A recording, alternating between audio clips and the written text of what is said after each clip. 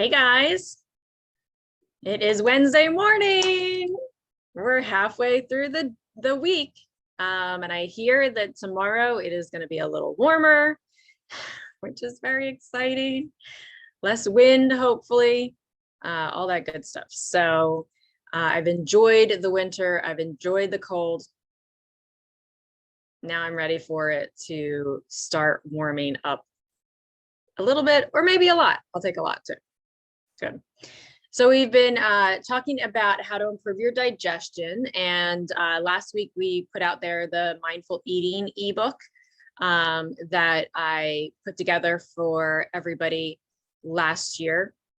And we got through some of the points. And I think one of the bigger takeaways from it is understanding how important the state that you're eating in is to our digestive health and how our body's able to absorb nutrients and that type of thing. Because it's not, well, what we're consuming is very important, don't get me wrong. That's a big piece of it, what we're putting into our body, but then also understanding the way that we're eating it and the environment that we're eating it in and our mental and emotional state when we're eating all contributes to largely to how well we're able to absorb those nutrients. You could be eating the healthiest food in the world, Garden of Eden quality, I'm talking. And if that environment isn't right externally and that environment isn't right internally, then you're not going to get real far with it, even if it is the best food out there. Food costs are becoming more and more expensive. So it is more and more of an investment to make those decisions for some healthier food. So we want to make sure that the investment that we're making is going to be utilized effectively, that it's going to actually contribute to our health and our well-being. So it's really important to understand that and to make sure that we keep that in mind. So last week we talked about how it can be helpful, being aware of these things can be helpful to support a weight loss journey. It can be helpful for us to understand our body and what it's trying to say to us, because it's just like any other relationship, right? The stronger the level of communication and the better understanding you have around what's happening with that other person, the more effectively you're going to be able to problem solve, the more effectively you're going to be able to be proactive instead of just reactive, all these things. So this is really important when it comes to managing our health. In the past, we've been told, not to basically to shut all that off and to just do. And that's not a state that's going to get us very far in a health journey if we're trying to heal, or if we're trying to maintain health, if we're trying to prevent illnesses and diseases and that type of thing. So it's very important to make sure that we take into account some of these mindfulness practices when we're eating, so that we can really make the most of this healthy food that we're learning how to put into our body, so that our body can actually use it, right? So this way it's actually benefiting us in some way. So when we think about, you can do this with any food, and the chocolate meditation comes with the mindful eating ebook. So you'll get that, and that's a lot of fun, but you can do it with any food. Let's say you have a berry, whatever it is that you're choosing to eat, you can stop and just get, let's assume we have some berries laid out for breakfast, or you're gonna, whatever it is that you're eating, just get one berry and sit it down in front of you. And you don't want to just throw a handful of food in your mouth and just it's done. Becoming more present, becoming more mindful, becoming more in tune with your body is very different. So it's basically slowing down the process and enjoying each step of it. Really trying to, not just so much, because maybe it's not an enjoyable experience at first. Maybe you're trying to adapt your taste to eating a healthier food. So maybe it's not quite at the place yet where it's 100% enjoyable, but as you're taking the time to approach this process in a different way, not just this endless consumption, right? to shut things off, to shut alarms off, to shut that hunger cue off, or to shut, a lot of times our hunger cues are really nutrient requests from our body. It's our body requesting nutrients. And then when we don't give it the nutrients that it's in need of, let's say we go for some comfort food instead of nutritious food, so it's still not getting, then it continues to want, it continues to need more and more and more. And that's a lot of times when you're eating nutrient food that doesn't have a lot of nutrients in it, your appetite is never satiated because your body's still looking for a specific set of nutrients that it's still not getting. So when you eat food that's very high in nutrients, and you're actually able to absorb and utilize them, you're going to find that the amount of food that you need to consume is often very different than what you thought you needed to consume, or maybe what your body cues were telling you in the past, because it was getting things that it didn't need. It was getting things that it couldn't use. So that's where our appetite starts to kind of rage a little bit out of control. So we want to make sure that we're giving it food that's actually nutrient dense. So when I coach people with observing, well, should I eat this? Should I eat that? Well, when you look at the nutrients, okay, what's the return on investment to this food? Okay, this food may have some nutritional properties, but it has a lot of junk in there that is going to bog down the system. So there's not a lot of return on investment there, as opposed to a food that it might have this amount of nutrients in it and only this amount of unusable or fluff, I call them fillers. Then that's a different return on investment. Okay. You're getting this much back on your investment with only this much waste or this much burden. Okay. So that's definitely a better choice than something like this, right?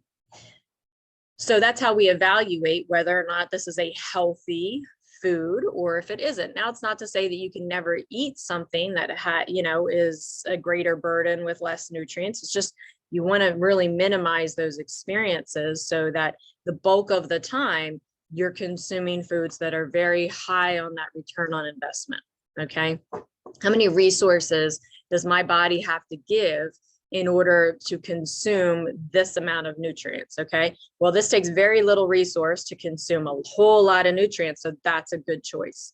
And I shouldn't say good or bad choice, it's just a more efficient choice. Okay, so this is a bigger return on investment. Where if I decide to eat a food, let's say rice, we've talked about rice a few times, with the arsenic and that kind of thing. So let's say rice has some nutritional properties, but it takes a lot of resources, if your body can get it at all, and to manage everything else that comes along with that little bit of nutrients that's in there. So it's not a food where you're going to get a big return on investment. Does that mean you never eat rice again?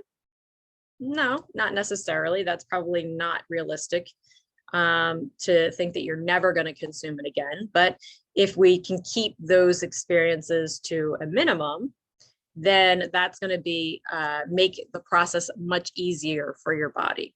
Okay, it's going to make a healing process easier.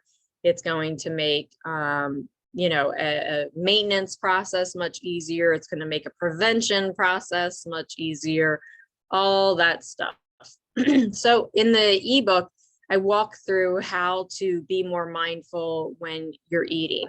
So let's take the berry, for example. If you've got some strawberries, maybe it's some blueberries, that kind of thing. So, you can just take it in front of you, and then you just imagine how the journey that had to go on to get to that place right in front of you, right?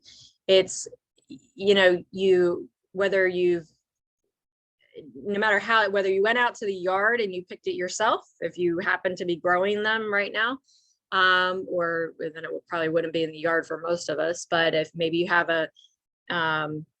something that you are able to grow things in your home, like whether it's herbs or whatever it is, whether you picked it yourself or you purchased it from somewhere. Maybe you purchased it from a local farmer, or maybe you purchased it from the grocery store, whatever the case may be. Think about the process that it had to go through, and all of the experiences that had before it got to that place right in front of you.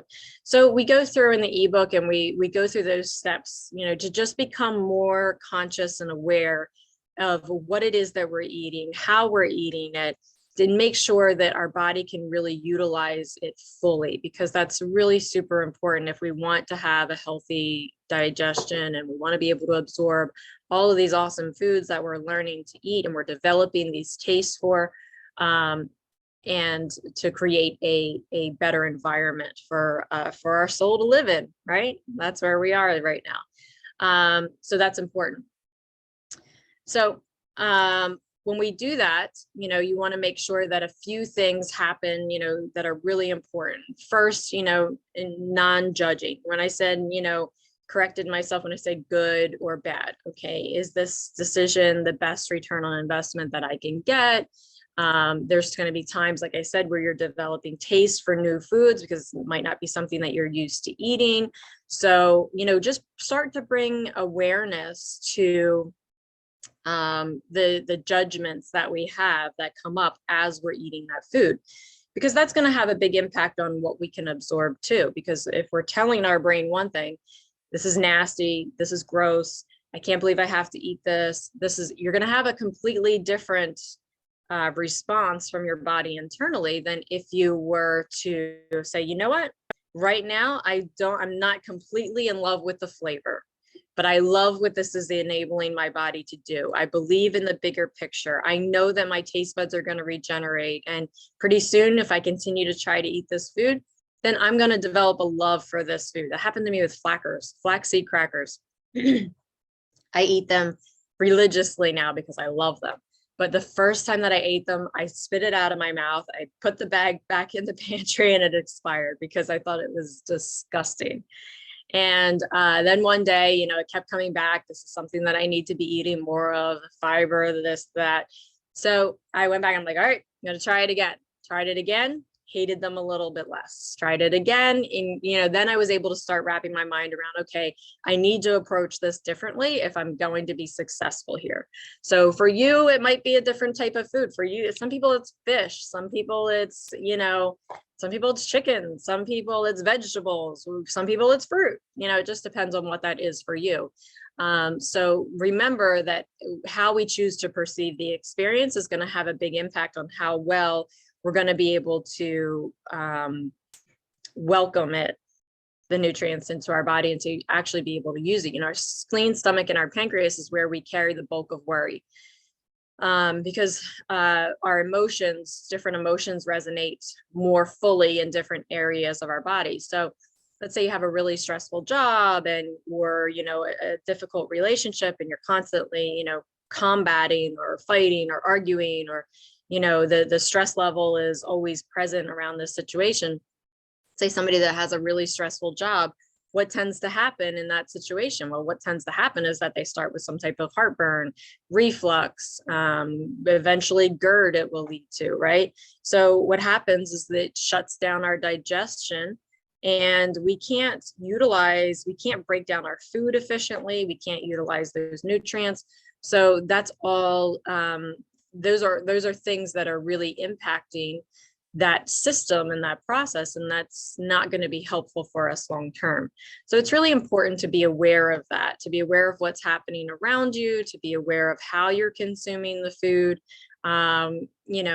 Even when, let's say, if your goal is weight loss, and you're like, I have to eat this so that I can lose weight, so I cannot be fat. So, and you can hear the disgust, right, in your voice, of your perception of yourself, your perception of this process, your perception of this journey. And there's ways to work on all of that, right? Because it might not be food that lights up your brain in the same way. The chemicals that were in that unhealthier food, the food with less of a return on investment, those chemicals light up your brain in a different ways. But that's what we've taught our brain to light up too. So our brain is neuroplastic. It can regenerate. It can grow new neural pathways. We can we can train our brain, we can teach our brain to light up in different ways to new foods. And that's one of the awesome superpowers that we have. You know, it doesn't have to, we're not locked into that experience that we've had in the past. We can choose to change that experience. And it may require us being a little persistent. It may require a little bit of work in that reprogramming process, but it's possible. It happens. It can be done. It's just a matter of deciding this is what I want, keeping that big picture in mind. This is how, these are the small steps that I'm going to make to move forward in this process and to make some headway. So I hope that was helpful. If you haven't gotten the ebook yet, then I highly recommend it. It's a great tool. If you say, you know what, I've got an ebook, that was very helpful, I'd like to take it to the next level, or maybe you haven't gotten the ebook yet and you're like, look, I want to be a little bit more aggressive in this process. You know, you can always, we can look at some of our programs. If you're looking for supplementation involved, if you're not looking for supplementation and you just want to learn how to eat better lifestyle practices and start with that approach, that's extremely impactful as well. So you can schedule a call with me. You can do a free 15-minute call on our website and thrivehw.com. And just schedule a call and we can talk about it. We can talk about your goals and we can talk about what your concerns are and all of those things, and see if there is a plan that would fit what your needs are at this time, or maybe there's some recommendations outside of that I can give you as a good starting place for where you're at. So either way, it's something that I would love to be able to support you through. Reach out, schedule the call, and I'd love to get to know you better and talk to you soon. Have a great day, guys.